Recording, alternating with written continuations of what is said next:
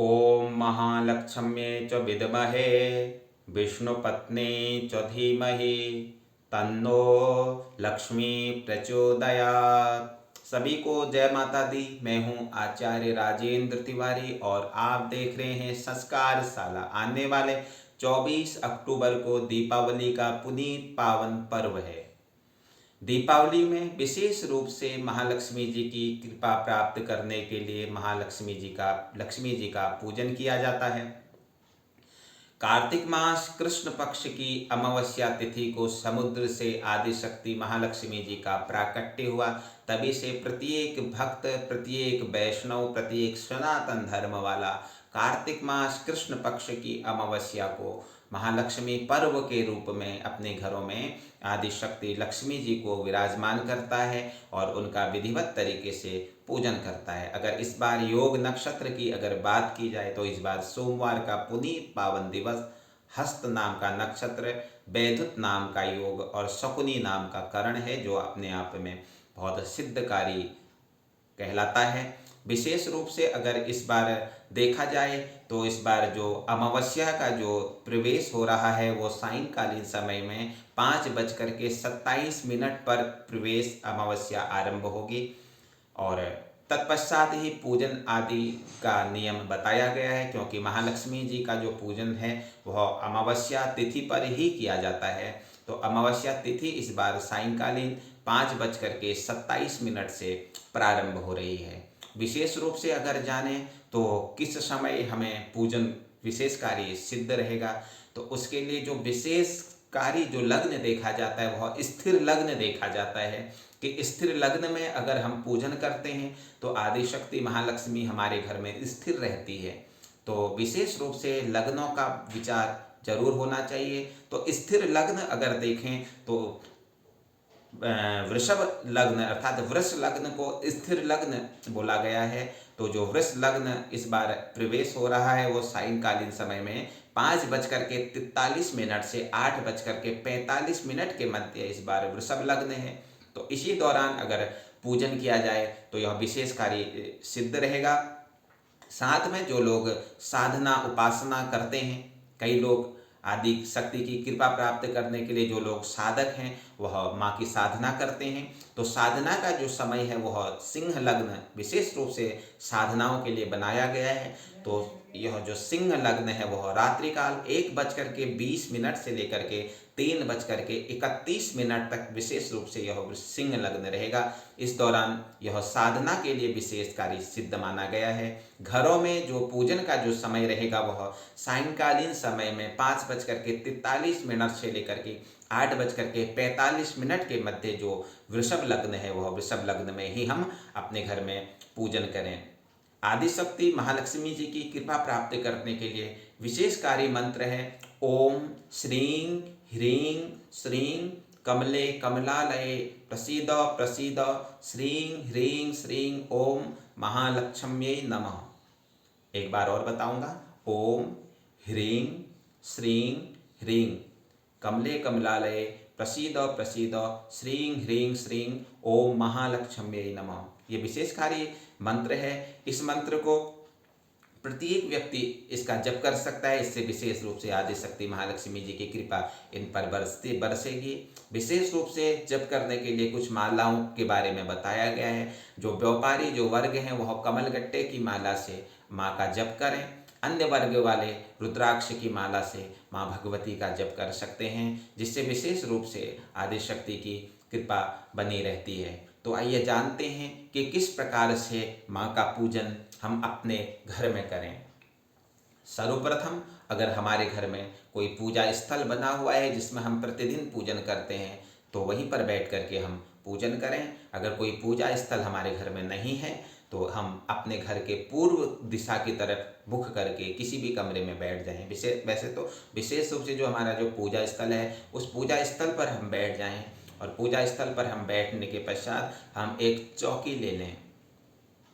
उस चौकी पर एक पीले रंग का हम एक कपड़ा बिछाएं और पीले रंग का कपड़ा बिछा करके हम चौकी के मध्य में एक स्वस्ति बनाएं और स्वस्ति बना करके हम उस चौकी के ऊपर हम एक परात या एक थाली हम उसमें रख दें और उस थाली के ऊपर हम एक कपड़ा बिछाएं और कपड़ा बिछा करके हम उसमें माँ भगवती, लक्ष्मी, गणेश जी को विराजमान कर लें।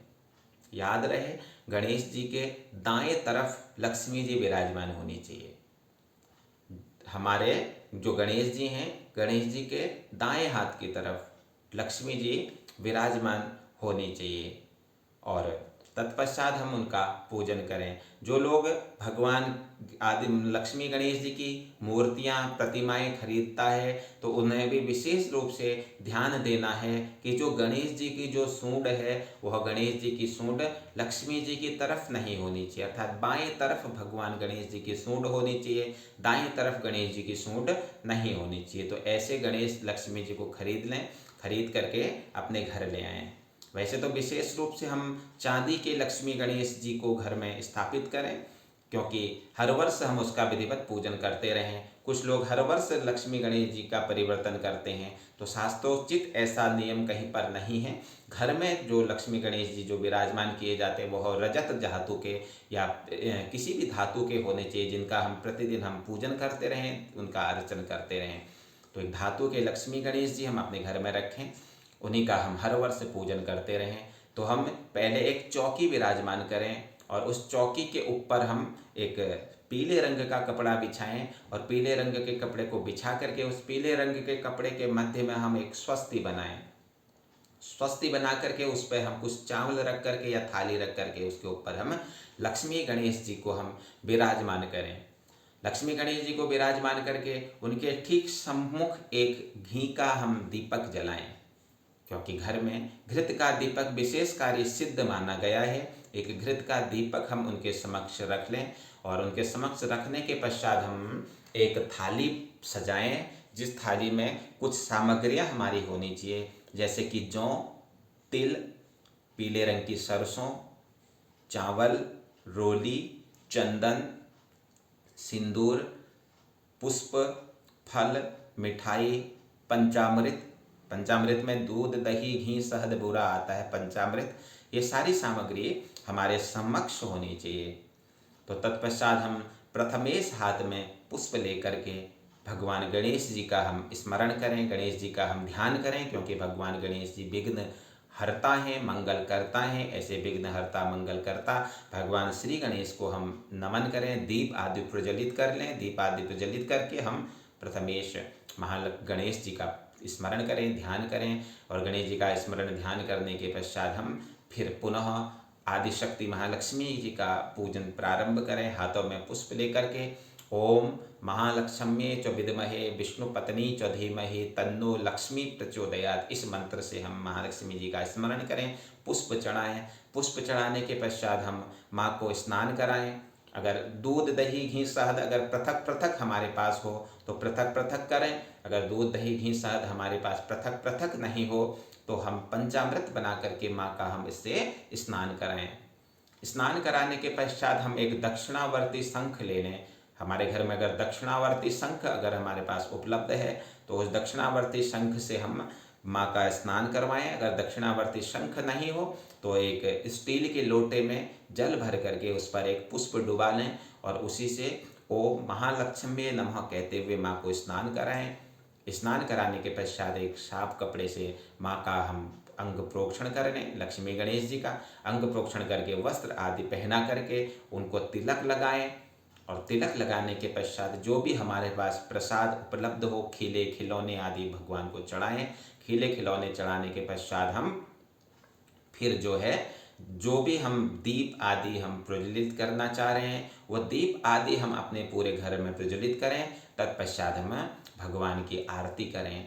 इस विधि से हमने इस बार भगवान का पूजन करना है और पूजन के पश्चात हम फिर एक कमलगट्टे की माला लेकर के या एक रुद्राक्ष की माला लेकर के ओम श्रीं ह्रीं श्रीं कमले कमलालये प्रसीद प्रसीद श्रीं ह्रीं श्रीं ओम महालक्ष्म्ये नमः, इस मंत्र से हम जप कर लें। जितना भी हमसे हो सके हम जप कर लें।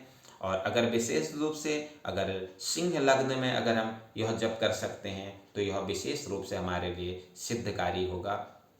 इस दौरान हम लक्ष्मी सूक्त का जप पाठ कर सकते हैं, श्री सूक्त का पाठ कर सकते हैं, संतान गोपाल का पाठ कर सकते हैं, गोपाल सहस्त्र नाम का पाठ कर सकते हैं, अनेक विष्णु सहस्त्र नाम का पाठ कर सकते हैं।